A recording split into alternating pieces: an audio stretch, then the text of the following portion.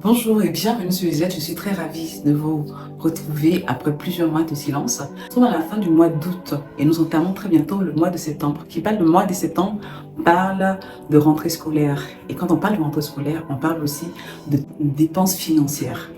Il y a quelque part des parents, des parents d'élèves, des étudiants et même aussi des élèves qui ne savent pas comment faire face à ces dépenses liées à la rentrée scolaire en cette année. Vous êtes à penser à ces personnes et je reçois sur ma chaîne une dame qui, il y a plus de 10 ans en arrière, était confrontée à la même situation. Elle ne savait pas si elle irait à l'école, si elle allait continuer ses études parce que ses parents étaient à genoux financièrement. Comment ses parents sont arrivés à se retrouver dans cette situation et comment le Seigneur est intervenu dans sa vie pour qu'elle puisse sereinement continuer ses études et être aujourd'hui la responsable qualité qu'elle est dans cette institution, dans son pays, la Côte d'Ivoire. Je vous invite à suivre avec beaucoup d'attention cette interview qui est vraiment riche. Elle nous partage des leçons et des clés qui permettront à plusieurs de mieux se positionner pour recevoir la grâce de la provision divine pour faire face à cette rentrée scolaire 2024 et 2025. Partagez cette vidéo autour de vous et nous nous retrouverons juste après. Oh, bonjour Manon, comment tu vas? Bonjour Nadia, je vais bien et toi? Ouais, ça va très bien. Alors aujourd'hui, je te reçois pour que tu partages avec les internautes sur les différents réseaux ton expérience. Nous sommes à la rentrée des classes bientôt qui s'annonce. Et quand on parle de rentrée scolaire, on parle aussi de dépenses. Et il y a beaucoup de personnes qui se trouvent dans des situations difficiles financièrement. Voilà. Et je sais que dans ton parcours scolaire, il est arrivé un moment où tu as fait partie de cette catégorie de personnes.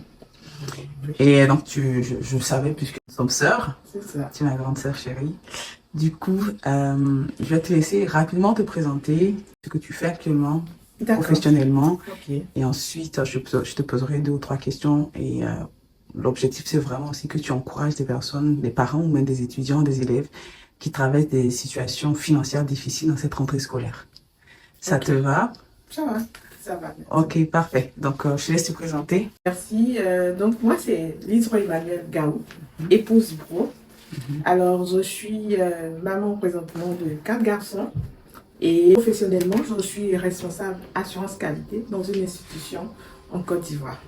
Mon métier, il consiste à accompagner l'entreprise, améliorer ses performances, respecter des standards. À titre d'exemple, je ne sais pas si vous connaissez l'accompagnement à la certification ISO ou bien certains standards. Donc, présentement, j'accompagne l'institution dans laquelle je travaille à l'accréditation. Et là, on a eu notre accréditation aux bonnes pratiques de laboratoire en 2023. Wow. Félicitations, je t'ai vu effectivement bosser sur ce projet et j'étais aussi très très ravie de voir comment avec vraiment excellence vous avez pu avoir cette certification, cette accréditation. Voilà. C'est ça. Alors, comment est arrivé que à un moment donné, ton père et tes parents ne puissent plus subvenir à tes besoins? Comment cela est arrivé? Ok, on va dire que on vient d'une famille modeste de 10 enfants. Et papa étant, on va dire, corps habillé, a toujours pu arriver à chaque rentrée subvenir à nos besoins, ce qui concerne des fournitures, nous inscrits et autres. Pas que Et papa aussi avait d'autres activités. oui, il y avait Super. beaucoup d'autres activités comme éleveur, des plantations. Donc, il arrivait en tant que tel à répondre à nos besoins. Et il se trouve qu'à un moment, il a commencé à avoir des difficultés financières, puisque en grandissant, les besoins des enfants deviennent encore beaucoup plus. Et aussi, dans ses investissements, il avait eu des difficultés avec la banque.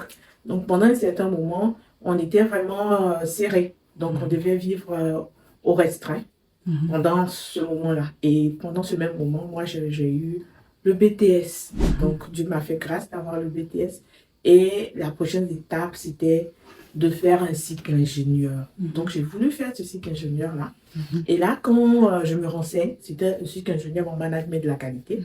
En son temps, quand je me renseigne, on me dit que la scolarité va valoir 3 millions et quelques, je crois 3 millions 500 par là. Alors, je vais vers papa pour lui expliquer que voilà, je veux faire un cycle ingénieur pour pouvoir, après mon BTS. Il me dit, c'est intéressant, renseigne-toi, tout ça. Il dit, c'est déjà fait, je suis déjà renseigné, tout ça, et voilà, le cycle ingénieur, ça va faire.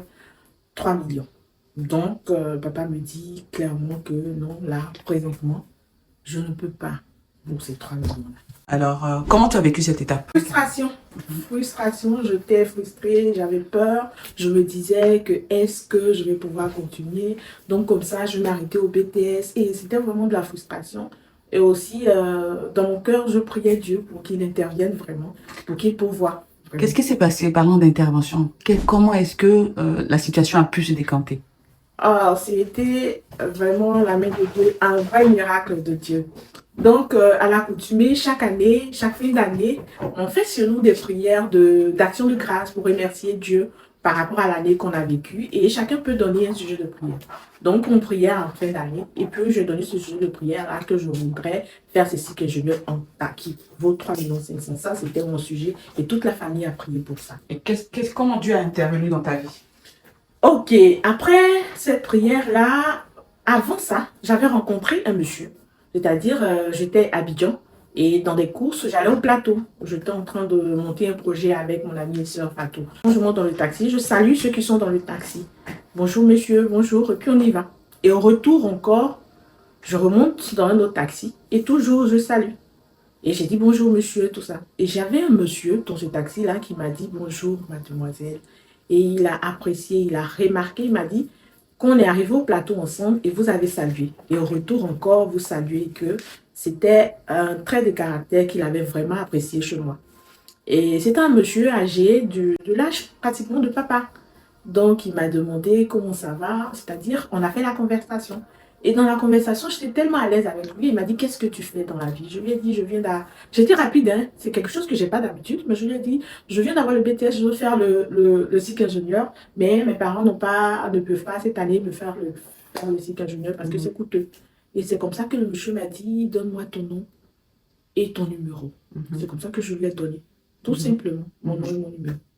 Ok, d'accord. Et après, qu'est-ce qui s'est passé? Après la prière qu'on a fait, vous vous souvenez de la prière qu'on a fait. Donc là, on est en famille et après la prière, 3 jours après, le monsieur, il m'appelle. Il me dit, bonjour mon ingénieur. Bon. Je dis, c'est qui? Il dit, c'est le monsieur que tu avais rencontré dans le taxi il y a, ça pouvait faire 3 semaines. Hein. Je dis, oui. Il dit, ok, tu m'as dit que tu voulais faire un cycle ingénieur. Je dis, oui. Mais bon, je ne pourrais pas. Il dit, ok, il faut que tu me trouves demain à tel endroit au plateau. J'ai une prise en charge pour toi. Oh, Dieu a intervenu. Vraiment. Par rapport à ça, qu'est-ce que tu peux dire aujourd'hui à quelqu'un qui est dans cette situation? Je peux dire à quelqu'un qui traverse cette difficulté de faire confiance à Dieu, de croire et de vraiment présenter sa situation à Dieu. Pour lui dire, Père, voici la difficulté que j'ai. Pour nous, ça peut être impossible, mais ce n'est pas impossible à Dieu. Et lui, il peut ouvrir les portes qu'on ne peut espérer.